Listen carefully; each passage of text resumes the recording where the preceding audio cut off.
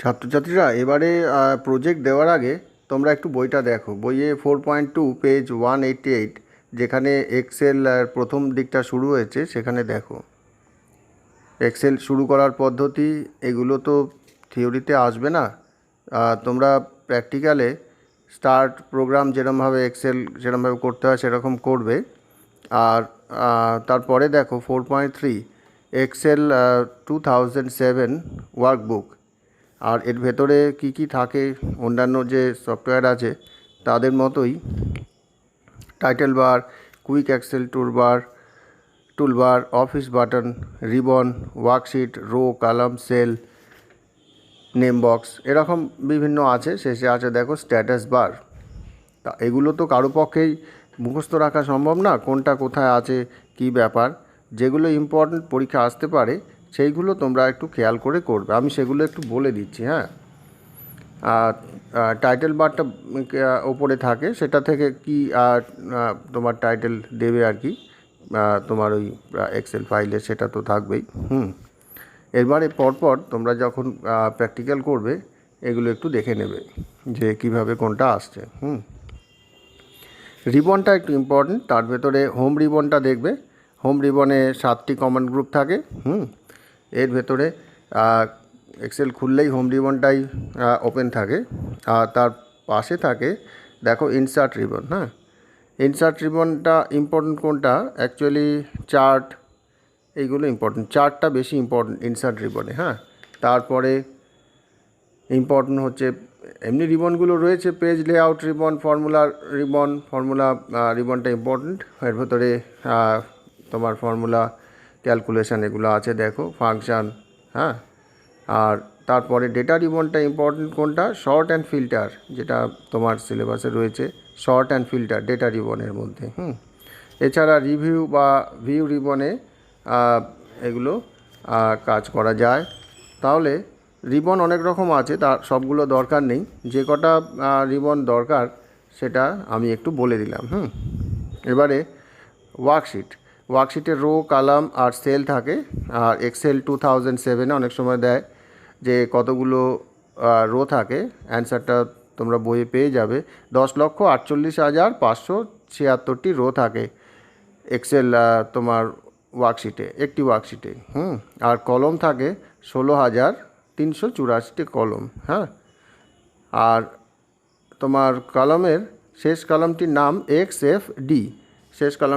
XFD, আর রোগুলি অনুভূমিক থাকে আর কলমগুলি লম্বভাবে থাকে। হ্যাঁ, একটি সেলের অ্যাড্রেস যদি বলে A1 তাহলে বলা হচ্ছে এ কলাম আর রো হচ্ছে ফার্স্ট রো, তার ভেতরে যেটা যে সেলটি থাকবে এদের ইন্টারসেকশানে বা এরা যেখানে মিলিত হবে। তাহলে বলো তো C10 সেল মানে কি? হ্যাঁ, C10 সেল মানে হচ্ছে কলাম সি আর রো হচ্ছে 10 নম্বর রো, যে সেলটি সেটাই হচ্ছে C10 সেল। হ্যাঁ, এখান থেকে একটি প্রশ্ন দেয় যে লাস্ট সেলের অ্যাড্রেসটি কত, সেটি অবশ্যই XFD 1048,576।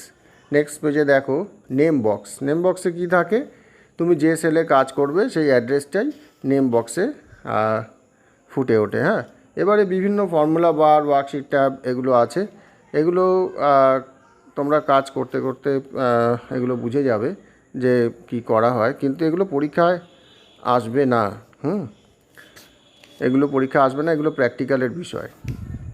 অনেক সময় দেয় যে এক্সেলে কী ধরনের ওয়ার্কবুক। আচ্ছা, পেজ নাম্বার 197 4.4 এক্সেল ওয়ার্কবুকে কী ধরনের ডেটা দিয়ে কাজ করা হয়। হ্যাঁ, কী থাকে এক্সেলে, ডেট থাকবে, ডেটের অপশানগুলো থাকবে যেভাবে ডেট বা তারিখ লেখে, তারপরে টাইম থাকবে, AM PM থাকবে, কিভাবে সময় লেখা হয়। তাহলে এগুলো ডেটা টাইপ, কী ধরনের তথ্য রাখা হবে সেগুলোকে বলা হয় ডেটা টাইপ। এছাড়া নাম্বার বা অ্যালফাবেট থাকতে পারে। এক্সেলের একটি সেলের ভেতরে আমরা আলফাবেট মানে ABCD বা নাম্বার 1 2 3 4 সেরকম রাখতে পারি। এইগুলো হচ্ছে আমাদের এক্সেলের বিভিন্ন প্রকারের কি, যদি প্রশ্নটা দেয় এক্সেলের বিভিন্ন প্রকারের ডেটা টাইপের নাম করো, তাহলে কি দেবে, ডেট, টাইম, নাম্বার অ্যালফাবেট এগুলোই থাকবে। হ্যাঁ, সেল রেঞ্জ মানে কি, ধরো A1 থেকে A10, তাহলে কটি হলো, 10টি সেলকে একসাথে যদি সিলেক্ট করো তাহলে সেটাকে বলবো সেল রেঞ্জ। হ্যাঁ, সেই সিলেক্ট করার নিয়ম আমি একটু বলছি। মাউসের সাহায্যে কলম ABCD আছে, তার হেডিংয়ে যদি তুমি ক্লিক করো তাহলে পুরো কলামটি সিলেক্ট হয়ে যাবে। রোয়ের ক্ষেত্রে 1 2 3 4 যে কোনো রোয়ের 1 বা 2 ওই জায়গাটায় যদি ক্লিক করো তাহলে পুরো রো ওয়াইজ সেলগুলো সিলেক্ট হয়ে যাবে। একটা ইম্পর্টেন্ট ব্যাপার আছে যে দেখো 4.5.3 সেখানে কি বলেছে যে পাশাপাশি কলাম বা রো সিলেক্ট না করে কেউ যদি A আর B সিলেক্ট না করে C সিলেক্ট করতে চায়, অর্থাৎ কলাম A এবং কলাম C যদি কেউ সিলেক্ট করতে চায়, সেখানে কলাম A সিলেক্ট করার পর কিবোর্ড থেকে CTRL কন্ট্রোল কিটা যদি কেউ চেপে রাখে তাহলে তারপরে সে যদি আবার C কলামের ওপরে হেডার অর্থাৎ C এর ওপরে যদি ক্লিক করে তাহলে A আর C কলাম মানে দুটো আলাদা কলাম পরপর নয়, সেটা সিলেক্ট হয়ে যাবে। একটা ইম্পর্টেন্ট কোশ্চেন, সমগ্র ওয়ার্কশিট সিলেক্ট করতে গেলে কি প্রয়োজন হয় কিবোর্ডের সাহায্যে, তাহলে কন্ট্রোল+A এটুকু মনে রাখলেই হবে। CTRL+A যদি সিলেক্ট করে সমগ্র ওয়ার্কশিটটি সিলেক্ট হয়ে যায়। ইম্পর্টেন্ট কথা যে ওয়ার্কশিট কটা থাকে, বাই ডিফল্ট এক্সেল 2007-এ 3টে ওয়ার্কশিট থাকে। সেই ওয়ার্কশিটের সংখ্যা আমরা ওয়ার্কশিটের উপর রাইট ক্লিক করে নিউ ওয়ার্কশিট অ্যাড করে বাড়িয়ে নিতে পারি। হ্যাঁ, আর ওয়ার্কশিটটা কি, একটা বইয়ে যেরকম বিভিন্ন পাতা থাকে তাহলে এক্সেল ওয়ার্কবুকে সেরকম বিভিন্ন শিট থাকে। এবার দেখো ওয়ার্কবুক কিভাবে সেভ করবে। ওয়ার্কবুক সেভ করতে গেলে ফাইল, সেভ, তোমরা জানো মাইক্রোসফট ওয়ার্ড পাওয়ার পয়েন্ট করেছো, সেখানে ফাইলে গিয়ে আমরা সেভ বা সেভ অ্যাজ করতে পারি। এইটুকু বললাম। এইটুকু বলার পরে আমরা পরবর্তী আলোচনায় যাব, তোমাদের কোনো ভিডিও বা এক্সেলের প্রজেক্টের ব্যাপারে কথা বলবো। হ্যাঁ, তোমরা এই কথাগুলো একবার ভালো করে তোমরা শুনে নাও। হ্যাঁ ছেলেমেয়েরা, দেখো আমি একটা এক্সেলের ওয়ার্কশিট খুলেছি।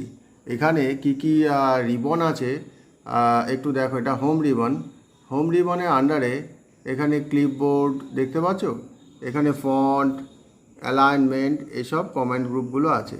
কমেন্ট গ্রুপ মানে কি, কমেন্ট গ্রুপ মানে একটা গ্রুপ অফ কমেন্টস, অর্থাৎ ক্লিপবোর্ডের ভেতরে অনেকগুলো কমেন্ট আছে, সুতরাং অনেকগুলো কমেন্টকে কমেন্ট গ্রুপ বলতে পারো। এরপরে দেখো ইনসার্ট রিবন। ইনসার্ট রিবনের আন্ডারে দেখতে পাচ্ছ টেবিলস, ইলাস্ট্রেশনস, চার্টস এগুলো রয়েছে। সেরকম দেখে নিশ্চয়ই তোমরা এতক্ষণে বুঝতে পেরেছো যে এখানে 1 2 3 4 5 6 7টা রিবন রয়েছে। তার ভেতরে মোস্ট ইম্পর্ট্যান্ট এখানে ইনসার্ট আর ডেটা রিবন, এই দুটো মোস্ট ইম্পর্ট্যান্ট। হ্যাঁ, আমরা আবার হোম রিবনে ফিরে যাচ্ছি। এখানে দেখো তারপরে হোম রিবনে আমরা এখানে কিছু রেজাল্ট কিছু টাইপ করেছি। সেখানে রোল নাম্বার দিয়েছি, রোল 1 থেকে 4, এগুলো রোতে আছে। রো কোনগুলো দেখো, মাউসের সাহায্যে আমি দেখাচ্ছি। এইগুলো হচ্ছে রো। হ্যাঁ, এই রো নাম্বারটা কত, এর রো নাম্বার হচ্ছে, এই রোটা হচ্ছে 4th রো। এটা সিলেক্ট করলে এই রোটা সিলেক্ট হয়ে যাচ্ছে, যেখানে রোল 1 সহায়ক দেখাচ্ছে। এইগুলো ABCD এগুলো কলাম। আর এখানে কলাম সিলেক্ট করলে, C কলাম সিলেক্ট করলে এগুলো দেখাচ্ছে। আর এখানে 1-এ ক্লিক করলে কি, এটা C কলামে আছে কিন্তু 4th রোতে আছে, এই রোল নাম্বার 1টা সেটা দেখাচ্ছে নেম বক্সে C4-এ। এইখানে দেখো নেম বক্সে দেখাচ্ছে। হ্যাঁ, তাহলে রেজাল্ট করতে গিয়ে আমরা কয়েকজনের নাম লিখেছি, সহায়ক, রূপম, এরকম কয়েকজনের নাম লিখেছি আর তাদের বিভিন্ন সাবজেক্টের নম্বর লিখেছি। হ্যাঁ, এখানে ফর্মুলার মাধ্যমে আমি তোমাদের এখন দেখাবো যে কিভাবে এই নম্বরগুলো টোটাল করা যায়। হ্যাঁ, ফর্মুলা লিখতে গেলে প্রথমে ইকুয়াল টু চিহ্ন দিলাম। হ্যাঁ, দিয়ে আমরা এদের নম্বরের যোগফল করব, তো তাহলে লিখলাম সাম, SUM, দেখো SUM সাম লিখলাম। অনেকগুলো ফর্মুলা চলে এসছে, আমরা সেখান থেকেও সিলেক্ট করতে পারি যেটা আমাদের দরকার। তো সাম তো ওখানে রয়েছে, তাহলে আমরা সামে ক্লিক করলাম। হ্যাঁ, সামে ক্লিক করলাম। তাহলে সামে ক্লিক করলে আমার এখানে সামটাই আসবে, রাইট। তারপরে আমরা ব্র্যাকেট দিলাম, ব্র্যাকেট দিয়ে কি করব আমরা 91, 94 আর 99 এর যোগফল করব। দেখো কলামে আছে, তাহলে এটা কত হবে? E4, কারণ একটু আগে দেখলাম এটা 4th রোতে আছে E4। এবারে ইস টু চিহ্ন দিতে হবে, ইস টু বা অনুপাতের চিহ্ন দিলে অটোমেটিক E4 চলে আসবে, কিন্তু ওটা তো E4 হবে না। E4 থেকে বলো দেখি এটা কি হবে? G4 অবধি, হ্যাঁ, E4 থেকে G4। দেখো আবার ক্লিক করলে সেল রেঞ্জটা সিলেক্ট হয়ে গেল, ব্র্যাকেটটা কমপ্লিট করলাম, হ্যাঁ। তাহলে কোথা থেকে কোথায় আমরা E4 থেকে আমরা G4 পর্যন্ত যে নম্বরগুলো আছে তার যোগটা নির্ণয় করব। তাহলে এন্টার বা ক্লিক করলাম, এন্টার ক্লিক করলে 284 দেখাচ্ছে, অর্থাৎ যোগফলটা বেরিয়ে গেল। এবার ফর্মুলা দেওয়ার পরে আমরা দেখো এই 284 যে সেলে আছে, এটা H4 সেলে আছে, ডান দিকে ধরলে ছোট্ট একটা প্লাস সাইন আসছে। এইটা মাউসের বাটনটা চেপে ধরলাম, চেপে ধরার পরে ড্র্যাগ করে নিলাম। ড্র্যাগ করে নিলে দেখা গেল যে আমাদের অন্যান্য যোগফলগুলোও চলে এলো, অর্থাৎ রূপমের নম্বর, সুবীরের নম্বর এবং অরিত্রর নম্বরও চলে এলো, তাদের যোগফলটাও চলে এলো। তাহলে দেখি ফর্মুলার কি পরিবর্তন হলো। প্রথমটাই ছিল দেখো ইজিক্যাল টু, এটা ফর্মুলা বার, এখানে is equal to some E4 is to G4 ছিল, মানে E4 থেকে G4 অবধি যোগ সহায়কের নম্বর, সেটা এখান থেকে এই অবধি।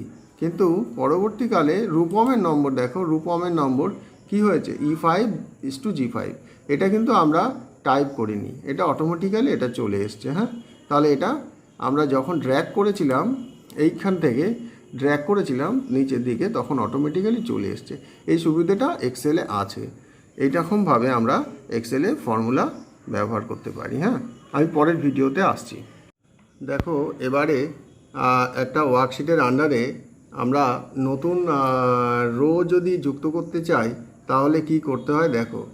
আমরা ধরো সহায়ক এই ছেলেটির পরে একজনের নাম বাদ চলে গেছে, তার রোল নাম্বার সাপোজ 18, তারপরে হয়তো সে থাকবে। এবারে যখন আমরা নতুন রো ইনসার্ট করব বা নতুন কলাম ইনসার্ট করব, তখন আমরা কিভাবে করি একটু দেখো। প্রথমে আমি কলামটা দেখিয়ে নিচ্ছি। ধরো বাংলা ইংরাজির পরে একটা কলাম তোমাদের দরকার, যেখানে অন্য একটা সাবজেক্ট, যেমন ধরো জিওগ্রাফি তোমাদের অনেকেরই আছে, এই জিওগ্রাফি সাবজেক্ট থাকবে। তাহলে ইংলিশের পরে, তাহলে ইংলিশের পরে যে কমা আছে সেইটাকে সিলেক্ট করলাম, হ্যাঁ, কমা, রাইট ক্লিক করলাম। রাইট ক্লিক করে আমরা যাব ইনসার্ট অপশানে। ইনসার্ট দিলে দেখো অনেকগুলো অপশান আসছে, হ্যাঁ। Shift cells right, shift cells down, insert entire row. আমরা কোনটা নেব বুঝতেই পারছো, এন্টায়ার কলাম নিলাম, হ্যাঁ। কলাম নিলে কি দেখাচ্ছে দেখো, কমা ওই সাবজেক্টটা সরে গেল। আমরা নতুন একটা সাবজেক্ট দেব, সেটাকে আমরা লিখছি জিওগ্রাফি লিখছি, হ্যাঁ। ক্যাপস লক করে নিচ্ছি, ক্যাপস লকে আমরা লিখছি জিওগ্রাফি। তাহলে জিওগ্রাফি আমরা সাবজেক্টটা দিলাম, হ্যাঁ। জিওগ্রাফি সাবজেক্ট দেওয়ার পর সেখানে আমরা কিছু নম্বর অ্যাড করে দিচ্ছি। সবাই জিওগ্রাফিতে আশা করি ভালো, তাহলে একটু বেশি নম্বর দিচ্ছি, হ্যাঁ। আমার হাতে ভালোই নম্বর আছে তোমরা জানো। তাহলে যেই দেওয়া হলো, আগের যে তোমার এগুলো টোটালগুলো ছিল সেগুলো কিন্তু পাল্টে গেল, 382 হয়ে গেল। কেন? আগে তোমার মনে আছে যে এগুলো আমরা ফর্মুলাটা দেখো, E4 থেকে H4 হয়ে গেল। ফর্মুলাটা কি ছিল আমার, এখান থেকে ছিল, অর্থাৎ বেঙ্গলি থেকে ছিল। বেঙ্গলিটা কোথায় আছে দেখো, ইতে আছে, আর এখানে 4-এ আছে, সিলেক্ট করা আছে ই আর 4। সুতরাং বেঙ্গলিটা হয়ে গেল E4 থেকে, বেঙ্গলির এই 91 নম্বরটা আছে E4-এ। E4 থেকে এখানে সিলেক্ট হয়ে গেছে অলরেডি H4। তাহলে ফর্মুলায় অটোমেটিক্যালি E4 থেকে H4 নিয়ে নিয়েছে, দেখো E4 থেকে H4। অর্থাৎ এটা এক্সেলের একটা সুবিধা যে আমরা ইনসার্ট করলে টোটালটা আমার এখানে অলরেডি দেখাচ্ছে। এবারে আমরা দুটো কলামের মাঝখানে নতুন কলাম কীভাবে অ্যাড করে দেখালাম। ন্যাচারালি তোমরা দুটো রোয়ের মাঝখানে নতুন রো একইভাবে ইনসার্টে গিয়ে তোমরা নতুন রো অ্যাড করতে পারবে। হ্যাঁ, এবার একটা ইম্পর্ট্যান্ট কথা বলছি, সেটা হচ্ছে অনেক সময় দেয় যে দুটো আলাদা কলামকে সিলেক্ট করা। তাহলে এই কলামের হেডিংয়ে আমি গেলাম, তাহলে ডি কলাম হেডিংয়ে গেলাম। এইবারে যদি আমরা এফ কলামের হেডিংয়ে যাই তাহলে ডি কলামটা কিন্তু ডিসিলেক্ট হয়ে গেল, অর্থাৎ একটাকে সিলেক্ট করতে গেলে আর একটা কিন্তু হারিয়ে যাচ্ছে। তাহলে কি করতে হবে একটু জেনে নাও। ডি কলামে যাওয়ার পরে আমরা কিবোর্ডে কন্ট্রোলটা প্রেস করে রাখবো। কন্ট্রোল যদি প্রেস করে রাখি, তারপরে যদি সিলেক্ট করি, তাহলে কিন্তু আমরা কন্ট্রোলটা আমি সিলেক্ট করলাম, কন্ট্রোল করে আবার যদি অন্যটায় করি তাহলে কিন্তু এটা হবে। আরেকবার বলছি, হ্যাঁ, যদি ধরো ই এবং জি কলামকে সিলেক্ট করতে চাই, তাহলে ই কলাম সিলেক্ট করার পর কন্ট্রোলটাকে আমরা প্রেস করে রাখবো, তারপর জি কলাম সিলেক্ট করলে এই ব্যাপারটা হবে না। হবে কি, ই আর জি একসাথে সিলেক্ট হয়ে যাবে। হ্যাঁ, নেক্সট আমি আসছি কিভাবে একটা রো বা কলামের উচ্চতা বাড়ানো যায়। আমার হয়তো রো কলামকে উচ্চতাটা বাড়াতে হবে, এই হাইটটা। রো মানে তো এইটা, অর্থাৎ ফোর্থ রো, এটা সিলেক্ট করলাম, এর হাইটটা বাড়াতে হবে। সেক্ষেত্রে আমরা কি করব, এখানে দেখো আমরা হোম রিবনে যাব। হোম রিবনের এখান থেকে হোম রিবনের দেখো আমরা সেলস কমন গ্রুপ কোথায় আছে দেখো, সেলস কমন গ্রুপ, সেলস দেখো এখানে নাম্বার, স্টাইল, সেলসে গেলাম। সেলসে গিয়ে ফরম্যাটে গেলাম। ফরম্যাটে গিয়ে দেখতে পাচ্ছ রো হাইট দেখানো হচ্ছে, রো হাইটটা সিলেক্ট করলাম। রো হাইটে কত দেখাচ্ছে, রো হাইটে এখানে দেখাচ্ছে রো হাইটটা দেখো একটু ভালো করে, রো হাইটটা দেখাচ্ছে তোমার 15। এটাকে আমরা 30 করে দিই, দেখো তো কি হয়। 30 করে যদি ওকে করি, তোমরা নিশ্চয়ই দেখতে পাচ্ছ যে রো হাইটটা বেড়ে গেল, ডবল হয়ে গেল, রাইট? যেটা ছিল তার থেকে ডবল হয়ে গেল। হ্যাঁ, রো হাইটটা কীভাবে বার করতে হয় একটু আরেকবার বলে দিই, যে হোম রিবনের সেলস কমান্ড গ্রুপে গিয়ে ফরম্যাটে ক্লিক করে আমরা হোম রিবনের রোয়ের হাইটটা আমরা বাড়ালাম। হ্যাঁ, এবারে আমরা এটাকে আনডু করে দিই, তাহলে আমরা ন্যাচারালি সেটা আবার যে হাইটটা ছিল সেটা আমাদের ফিরে এলো। এবারে কলামের যদি উচ্চতা বা কলামের তো হাইট হবে না, কলামের যদি প্রস্থ বা উইথ যদি বাড়াতে হয় তাহলে আমরা একইভাবে করব। অনেক সময় দেখা যায় যে আমরা কেউ হয়তো ফিস দেয়নি বা কিছু অসুবিধা আছে, তাকে আমরা হাইট করে দিতে চাই। রূপম হয়তো ফিস দেয়নি, তাহলে রূপমের রোটাকে সিলেক্ট করলাম। হ্যাঁ, এর রেজাল্টটা এখন বেরোবে না, কারণ লাইব্রেরি বই জমা দেয়নি বা ফিস দেয়নি। তাহলে রূপমকে আমরা এখন একটু হাইট করে দেবো। এই হাইট করতে গেলে তাহলে কি করতে হবে, হোম রিবনেই যাব। হোম রিবনে এখন হোম রিবনই খোলা আছে, তাহলে আবার আমরা সেলস কমান্ড গ্রুপেই যাব। গিয়ে আমরা ফরম্যাটে যাব। ফরম্যাটে গিয়ে ভিজিবিলিটি যে অপশানটা আছে, ভিজিবিলিটি, সেখানে গিয়ে হাইড আর আনহাইড বলে যে অপশানটা আছে, সেখানে গিয়ে আমি হাইট রো করে দিলাম। তাহলে দেখো রূপম বলে আর কেউ থাকলো না, রোল নাম্বার 2টা কিন্তু নেই। এটাকে হাইট বলা হয় বা লুকিয়ে রাখা। আর আমরা এটাকে আনহাইট করতে চাইলে কি করব, আবার যে দুটো মাঝখানে আমরা যে দুটো রোয়ের মাঝখানটা আমরা করেছি, হাইট করেছি, সেই দুটো রোকে আমরা সিলেক্ট করে নেবো। মাউসের বাটনটা কিন্তু চেপে রাখবো। এবারে দুটো রো সিলেক্ট হয়ে গেল। এবার নিশ্চয়ই বুঝতে পারছো, আবার হোম রিবনের আমরা সেলসে যাব। সেলসে গিয়ে ফরম্যাটে গিয়ে আমরা ভিজিবিলিটি অপশানে যাচ্ছি, গিয়ে হাইড আনহাইডে ক্লিক করে এবার নিশ্চয়ই জানো এটা কি হবে, আনহাইড হবে, অর্থাৎ আনহাইড রোজ করলেই দেখতে পাচ্ছ আবার রূপম কিন্তু ফিরে এলো। অর্থাৎ আমরা দেখতে পাচ্ছি যে হাইড এবং আনহাইড করার ফলে আমরা একটা রো বা কলামকে লুকিয়ে রাখতে পারি, এবং লুকিয়ে রাখা রো বা কলামকে আবার আমরা ফিরে পেতে পারি। হ্যাঁ, এবারে আমরা আসছি পরের ভিডিওয়, যেখানে আমরা ফর্মুলা আর কিছু ফাংশান নিয়ে আলোচনা করব। ঠিক আছে, ছাত্রছাত্রীরা, এই ভিডিওতে তোমাদের এক্সেলের কতগুলি ফাংশানের কাজ আমি দেখাবো। প্রথমে দেখতে পাচ্ছ যে মিনিমাম যে ফাংশান সেটা কিভাবে করা হয়েছে। 99 মিনিমাম, বেঙ্গলিতে যত নম্বর আছে 4 জনের নম্বর, তার ভেতরে দেখো 99 নম্বরটাই মিনিমাম। হ্যাঁ, এই ফাংশানটা কিভাবে করেছে একটু দেখো। আমি ওপর দিকে যাচ্ছি, তোমাদের ফাংশানের এটা দেখাচ্ছি। এই ফাংশানটি হচ্ছে ম্যাক্স ফাংশান। ম্যাক্স E4 থেকে 91 যে ভ্যালুটা সেটা দেখো ই কলামে আছে, আর বাদিকে থেকে খেয়াল করলে লক্ষ্য করবে এটা আছে 4th রোতে, তাহলে 91 আছে E4-এ। আর এরমভাবে তারপরে 90, 99, 88, শেষে 88টা আছে কিন্তু E7-এ। তাহলে ফর্মুলা লেখার নিয়মটা কি? ম্যাক্সিমাম এটাকে লিখবো ইকুয়াল টু ম্যাক্স ব্র্যাকেট দিয়ে E4 ইজ টু E7, অর্থাৎ E4 থেকে E7 পর্যন্ত। ঠিক আছে, এবারে আমরা দেখব যে মিনিমাম ফাংশনের ক্ষেত্রে আমরা একটু নিচে নামছি। দেখো মিনিমাম ফাংশানটা দেখানোর চেষ্টা করছি তোমাদের। মিনিমাম ফাংশানে তোমরা দেখতে পাচ্ছ যে মিনিমাম নম্বরটা কত, 88। মিনিমাম নম্বরটা 88।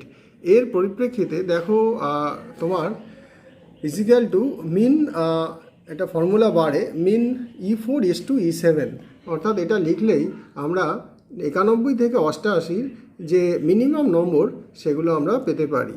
এবারে E4 থেকে E7 এই মিনিমামটা হয়ে গেল।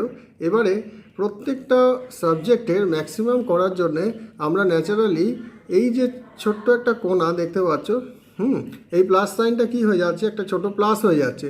এইটাকে ধরে আমরা ড্র্যাগ করে এইগুলো পেয়েছি। হ্যাঁ, এগুলো ম্যাক্সিমাম নাম্বার, টোটালেরও এটা ম্যাক্সিমাম। হ্যাঁ, আর মিনিমামটা দেখো 88, 90, 98, এগুলো খেয়াল করলে বুঝতে পারো কম্পিউটারে মিনিমাম নাম্বার উঠেছে 89। কে পেয়েছে? সায়ক পেয়েছে। হ্যাঁ, তাহলে এগুলো একই রকম ম্যাক্সিমাম এবং মিনিমাম। এবারে যাব অ্যাভারেজে। অ্যাভারেজ নম্বরটা প্রথম যে রোল নাম্বার অর্থাৎ সায়কের অ্যাভারেজ নাম্বারটা কত? 92। 92তে গিয়ে আমি ফর্মুলাটা দেখি। ইজিক্যাল টু দেখো, equal to average E4 is to H4। E4 মানে 91, এর পরে F4 মানে 90, এইভাবে H4 মানে 89। এদের অ্যাভারেজ বা গড় নম্বর কত, এই চারটেকে যোগ করে, অর্থাৎ 91 থেকে আমরা যদি যোগ করি 91 থেকে 89 অবধি যদি যোগ করে 4 দিয়ে ভাগ করি তাহলে 92 পাবো।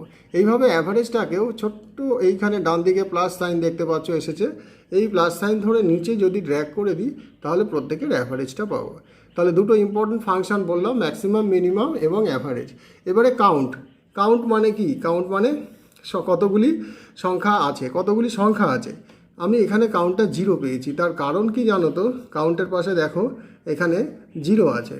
এই 0-র কারণটা কি? এখানে কিন্তু কোনো সংখ্যা নেই, অর্থাৎ সায়ক থেকে অরিত্র প্রত্যেকেরই কিন্তু নাম আছে। আবার এই কাউন্টটা কত পেয়েছি? 4। এটা বেঙ্গলি থেকে 88 অবধি নেওয়া হয়েছে, এটা 4ই হবে কারণ বেঙ্গলিটাকে ধরবে না। এটা নেওয়া হয়েছে তোমার 90 থেকে 92, এটাও 4 হবে। সুতরাং কাউন্ট কি করে? খেয়াল রাখবে, কাউন্ট করে কতগুলি সংখ্যা আছে সেই সংখ্যাটার বিচার করে। কতগুলি সংখ্যা আছে, কতগুলি অ্যালফাবেট বা নাম এগুলো আছে, এগুলোর বিচার করবে না। কাউন্ট ইফটা দেখো এখানে 3। আমি জানতে চেয়েছি কতজন 90-এর বেশি নম্বর পেয়েছে। কতজন আছে? একজনই কম আছে না, একজনই 90-এর কম আছে। দেখো, হ্যাঁ 88। বাকি তাহলে অ্যান্সার কত হবে? 3 হবে। তাহলে আমি কি লিখবো? ইজিক্যাল টু, দেখো ফর্মুলায় equal to count if E4 is to E7 অবধি লিখবো, কিন্তু কমা দিয়ে ইনভার্টেড কমার মধ্যে আমি কন্ডিশনটা লিখে দিয়েছি। ইনভার্টেড কমার ভেতরে একটা কমা দিয়েছি, তারপর ইনভার্টেড কমার ভেতরে কন্ডিশনটা কি লিখেছি? গ্রেটার দ্যান ইজিক্যাল টু 90, অর্থাৎ যারা 90-এর বেশি বা তার সমান পেয়েছে তাদের সংখ্যা কত। সুতরাং সেই সংখ্যাটি অবশ্যই এখানে 3 হবে।